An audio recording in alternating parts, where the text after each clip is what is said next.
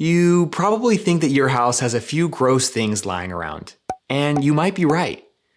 But go out in public and you get a video like this. Today I'm swabbing 5 of the grossest everyday objects I could find in public places, and we're gonna put them to the test. The rules are simple. Swab every object, culture the results in a petri dish, and see which one produces the most growth. First stop, McDonald's. There are plenty of gross things I could have swabbed at McDonald's, but I chose a hamburger. I want to see what secrets my favorite food is hiding. Well, I accidentally ate my first hamburger instead of swabbing it. It was lunchtime and I guess I was so hungry that I forgot I was on a mission. All right, take 2, let the swabbing begin. It feels wrong, swabbing my hamburger, because I'm still gonna eat this afterwards. All right, that's enough about gross hamburgers. For my second sample, I swabbed a urinal in a public restroom. All right, originally I was gonna swab the main toilet, but the urinal looks way grosser. Definitely avoiding some questionable things in the middle. Go ahead and put that in our bag and seal it up.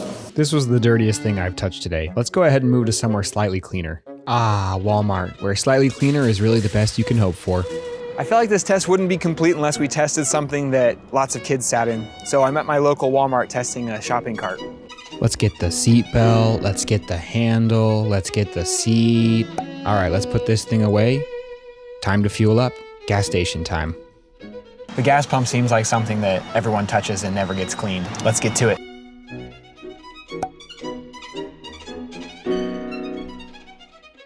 Let's stop pumping and start bowling. Next stop, Bowlorama. I'll be swabbing the thumb hole on a bowling ball.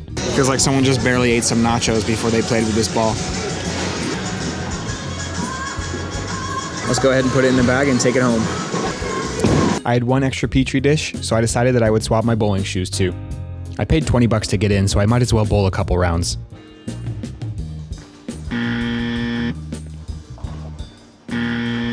After a few gutter balls, my bowling lane decided that it didn't want to give me my balls back, not once but twice, so I decided that it was time to leave after a score of 60 points. Better luck next time.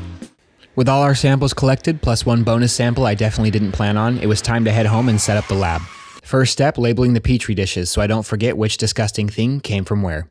And if you've never used a petri dish before, don't worry. It's basically a tiny plastic hot tub where germs go to relax and multiply. All I do is swab the sample, wipe it in the dish, close the lid, and boom, bacterial Airbnb. Once everything was swabbed, all that was left to do was wait. So here's a time lapse of the mold moving in like it owns the place. The results will surprise you. I let all 6 samples grow for a full 7 days, and around the 2-day mark, things started to get interesting. The shopping cart, the toilet, and the gas pump were the first ones to show mold. Honestly, not shocking.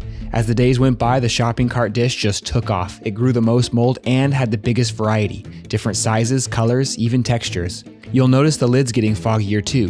What surprised me the most was the toilet. It didn't grow the most mold. I really thought that one was going to be the champion of the nastiness. The bowling shoe and the bowling ball didn't grow anything at all, probably because they get sprayed with disinfectant. And the McDonald's burger, yeah, it actually grew 1 spot of mold. That's mildly concerning. Once the week was up, I took the lids off to get a better look at everything, and wow, the shopping cart was definitely the worst. Up close, the shopping cart looks busy. There's a lot happening here, and none of it is good. Gold star to the bowling alley. Who knew the cleanest thing in this whole experiment would be rental shoes? As for the toilet, I'm actually mildly impressed it grew so little, especially considering how nasty it looked in person. The McDonald's hamburger had 1 spot of mold. 1. So is this the end of me eating McDonald's? Honestly, probably not, but I did think about it. And the gas pump? Yeah, that one grew a respectable amount of mold. Not the worst, but definitely not something I'm touching without hand sanitizer again.